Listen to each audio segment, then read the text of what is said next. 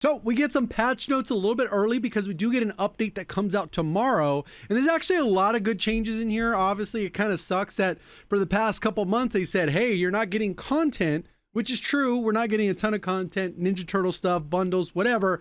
But they actually are going out of their way to fix a lot of issues and still improve gameplay elements.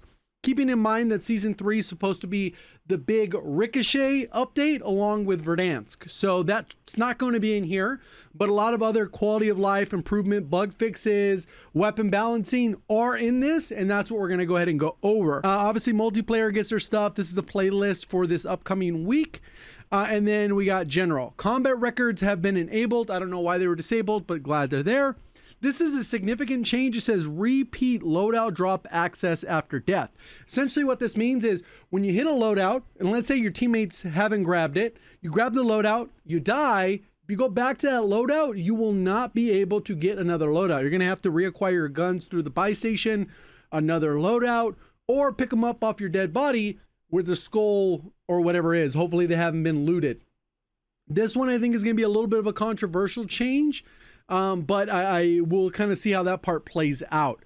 Weapon trade stations have been balanced. Before, they used to lower the rarity by 2, so you'd pick up a legendary weapon, you take it, and then it'd give you rewards based off that, and it would drop the rarity of the gun. Now it only drops it by 1, so technically you can do multiple trades, and it only takes about 2 seconds instead of 5.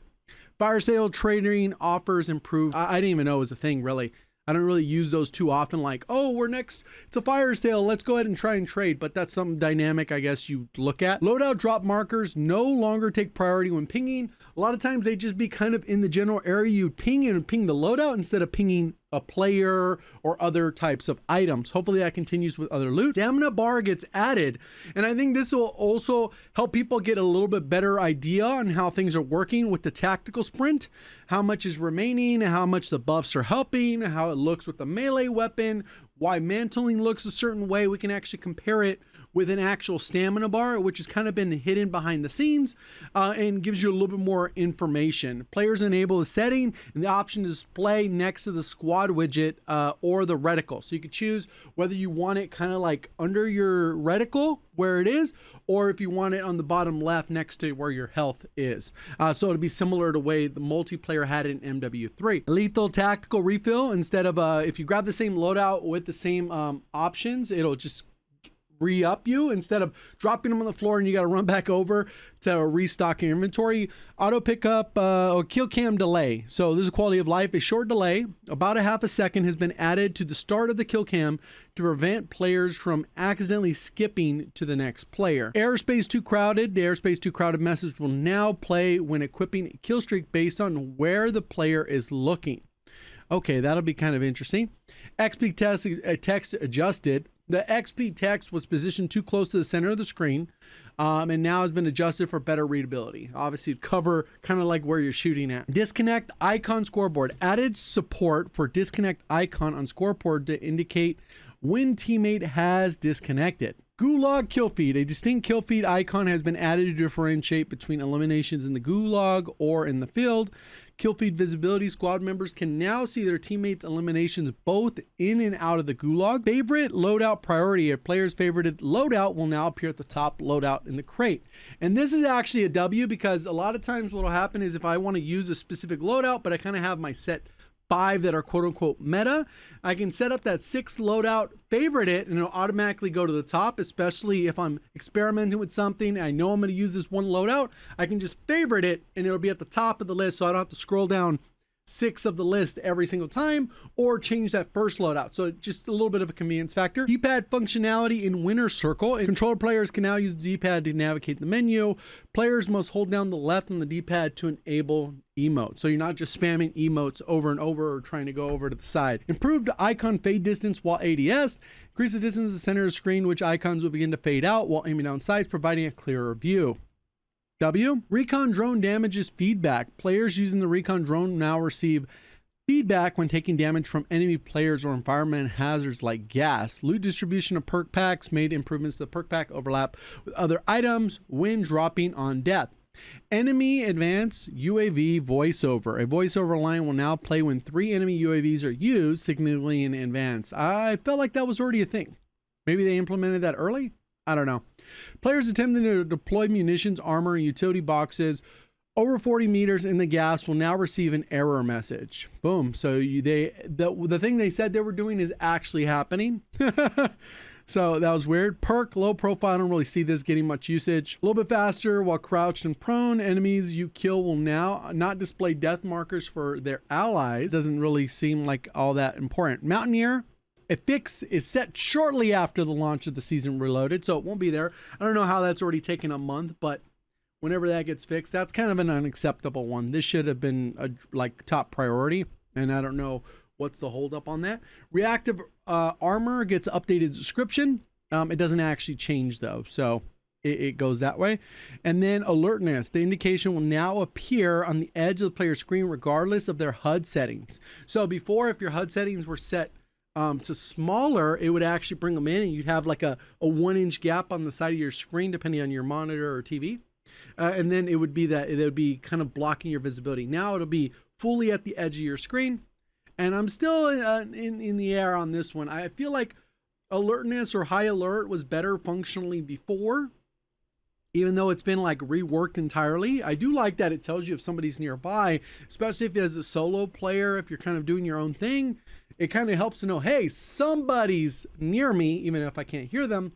But this newer, like, sometimes it's really hard to see. I don't know if it's just the color or what, but it doesn't really seem as bright, or maybe it's too, like the opacity isn't high enough, so it's kind of too see-through. I don't know. I don't know what your thoughts on alertness are, but I still like the perk. It's just a matter of like, sometimes it can be hard to see, especially now if it's going to be guaranteed at the edge of the screen. Equipment improvement, experimental gas adjusted movement speed penalties with tactical resistance. The penalty is 5% down from 25. Without, it's down to 15, down from 50. So basically it just got really nerfed, and it's actually default now is better than when you had the tactical resistance perk. Fix a bug causing movement speed penalties to stack unintentionally. So good that got addressed. Bunker busters adjusted movement speed penalties with tactical. Okay, the same concept. Adjusted the distance of which the warning call out is triggered. Previously, there were instances where warn out calling would play, but the red box visual around the minimap would not appear due to inconsistent distance settings. So they just aligned those. And then weapons. We get this new gimmicky D13 sector special weapon. It'll be for the TMNT event, as well as a skateboard, some katanas, the bow staff, basically all their individual weapons. If you know Ninja Turtles, I'm pretty sure these will hopefully all be unlocked, available. But the actual skins you have to pay for, right? It's paid content. If you don't want to pay for it, I would recommend not paying for it. New attachments, belt feed. This should be in a specific event. I think this one comes out next week. I don't think it starts tomorrow. Outfit any of the 4 available LMGs with a large helping of extra ammo continuously fed. This could be kind of interesting depending on the penalties that a belt feed will give you. And this will actually sacrifice an attachment for a lot of these guns, because most of the time when using LMG, the benefit is you get an extra attachment to not use on a mag. But in this case, if you're using it on the mag for belt feed, then you're losing an attachment where you would have accuracy, bullet velocity, and optic, something else. So that's a little bit of a trade-off. General adjustments. The idle sway, weapon bob, and turn sway for all MW2 and MW3 weapons. I think there still needs to be some heavy-handed weapon balancing on those weapons with the slide to fire times and some of the other things. There's some wonkiness. Some of the weapons have like a jump penalty, some don't with the ADS. So like at least they're looking at that. High velocity, it's actually going to buff it and removing the damage range penalty. So that could be pretty good. Low grain, I know a lot of people are kind of like, this one's one of those topics that gets debated heavily. Like there's the group of people that just say, remove all these guns entirely. I only want to use BO6 weapons. And then there's another group that basically wants these guns to still be pretty usable. I'm kind of in that group. As long as they're balancing them. I know a lot of people say, oh, there's too many guns, they can't handle it, blah, blah, blah. There's some basic rudimentary things they can do to make these guns super viable, fun. If you've bought blueprints for them or you've unlocked them through battle passes or whatever, you should still be able to utilize those weapons. And it really comes into issues once we get into next year's, once they add another set of weapons, kind of like what we had when we went to Warzone 2. I wonder if they'll just vault MW2 weapons or how. That's another topic for another day, but there it goes. Low grain increased the benefit. You actually get 12% from 5 for gun kick benefit, recoil control benefit. So they're actually lowering the recoil for a lot of these if you're going to use low grain. High grain, remove gun kick. Okay, so removing penalty. Round nose, add an 8% bullet velocity, and then mono. Bullet velocity benefit, added firing aiming stability benefit, remove gun kick penalties. So, ooh, that could actually be very good. Our goal here is to remove the penalties from most used MW2 and MW3 ammo types to make less of a trade-off to take. Good. They need to remove a lot of other things. Like I said, there's still a lot of other stuff that needs to be done on those. Remove movement speed penalties on all extended mag. That is actually crazy. Reduce handling penalties and remove penalties from medium-sized extended mags. Okay, that might be crazy. I'll have to look at actually what guns. Obviously, Superi, people are still using that quite a bit, so that'll experience probably huge benefits. But I'm sure there's a few other ones in there where it'll be like, yeah, that's actually pretty good, especially since some of them do kill quite quick. It's just a matter of them being unusable in other ways. So this will be interesting. AK-74 gets a buff to the range. Looks like a 10-meter buff and damage, which should impact it. It still has a little bit of a shaky recoil at actual far distances. Within 50 meters, still pretty manageable. Cypher is a pretty good, fun gun, but it does get a buff. And this should help the further range and the leg multiplier. So it should be like probably 1 shot less to kill at range, which is pretty significant. Because before it was just good, but now it should be really good. Krieg C gets a damage range buff. This one's actually pretty good. It doesn't look like they impacted the actual damage, but this 10 meters could be significant, where you're getting this up to 71 meters. Plus, if you're adding on a barrel, you're going to get the longest, like basically most of your engagements will be within the second damage drop off or shorter. So that should help the Krieg for that to be competitive with the Model L. Model L also gets a slight nerf, but the furthest range damage gets a slight buff. But then they lowered the torso, so it kind of offsets it, and then they lowered the bullet velocity by 20. So it'll be kind of wonky. I think this one's still going to be pretty good, especially with the attachments. But I think they want you to lean towards some of the other options, which is good. We might have a couple other weapons in the mix. XM4 just gets another nerf, and then they nerf it a bunch of other ways to really nerf it to the ground. And then the GPR gets some modifications here for attachments that people really shouldn't be using. Rapid fire or CHF barrel, not really worth. C9 also gets a mild nerf. Now this weapon will only have 1 medium damage range. Okay, this is kind of weird. A little bit of a reworking. So we'll have to see how that one plays out. Compact gets a buff. They adjusted the upper torso, get a little bit more multiplier. PP919. GPMG. All right, it looks like it got a buff, but then the damage is nerfed, and then the damage is buffed over here, but then nerfed. That's a little bit of a rework on how the damage profile work. Fang gets really changed up. Improved a lot of the mobility stuff, so it doesn't feel so sluggish, because it does feel pretty bad. But they didn't impact the damage, because this thing fires, the fire rate is super slow, and that's the biggest penalty on it. I think it feels okay, but it's a little bit unforgiving if you miss some shots. AEK gets reworked on the full auto a little bit. It gets more damage. I think it still has quite a bit of recoil in the full auto, but they did give you an extra 5 bullets, so that's nice. SWAT, they actually improved the burst delay. The Sarkov, a small improvement in the shot queuing to help prevent accidental follow-up shots when spamming the trigger. Okay. SVD 100. That means what? It's still, oh, I guess it depends on the headshot multiplier. But they did buff the bullet velocity, and then we get some melee weapon changes, underbarrel crossbow. So challenges, calling card, intergalactic, prestige. All right, those got adjusted. And fixed an issue where players were unable to tag sprint when switching melee. So here's a bunch of bug fixes. Fixed an issue where players were unable to tag sprint after switching a melee weapon.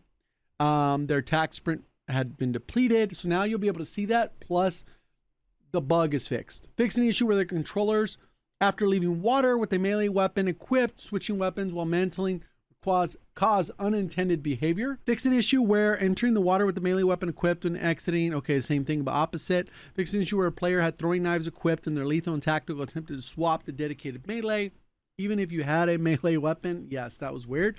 Fix an issue where the visual recoil was too intense for the Jack Jawbreaker amp. Fix an issue with some fast mag attachments resulted in extra chamber animations playing at the end of an empty reload. So that's buggy reload. Combat and gameplay. Fix the issue where players are eliminated by an enemy. Teammate eliminates them again. Both eliminations count for the first player. This one has been going on forever. Like, you can shoot somebody out of the sky and you're like, why didn't I get the kill? Now you will, and not the person who killed them before they started flying out of the sky. It's mainly a rebirth thing. Fix an issue where elimination did not track properly for a player who downed an enemy that was taken hostage. Okay, a little gimmick there. Fix an issue where gas masks would take damage from gas grenades while the PDS safe zone. Fix a rare issue where players had recently PRD would retain the PRD icon on minimap revealing their location. Yes, it would stay on to the person. Good, that got fixed. Fix an issue where sometimes a warning call out would not play for an enemy. Another player was called in 3 UAVs. They already addressed that earlier. Fix an issue where cluster strike missiles would look like they were landing sideways. Fix an issue. Precision airstrike danger. Close text would appear unexpectedly when ADSing with an airstrike marker. UI. Fix an issue. Self-ping markers were missing. Fix an issue where player could incorrectly appear as members in the squad widget. An issue where the scoreboard did not display kills in the gulag. Issue where AR report failed to display all player stats. An issue changing the selected operator could break the walking screen animation, display blank black background. I had that one before. An issue where the post-match rank displayed too early in the ranked AR flow. Issue where the game freezes and crashes would occur when player disconnects. Issue where encounter a dev error when attempting to access the buy stations, where some encounter dev error when navigating or leaving the section of Warzone. Fixing dev error when tabbing to the barracks. The Valeria head model was missing while performing Who's a Good Boy emote. Boot camp where a buy station sometimes displayed an incorrect inventory. Issue where it kicked back to the player tab. Okay, so that's that, right? A lot of fixes coming through. I didn't really expect content because they told us there wouldn't be content, but at least they're making adjustments in the right direction. I would expect to see even more. Hopefully we get to play with Mountaineer soon. We'll see how it goes. See you on the next one. Thank you for watching. As always, have a great day.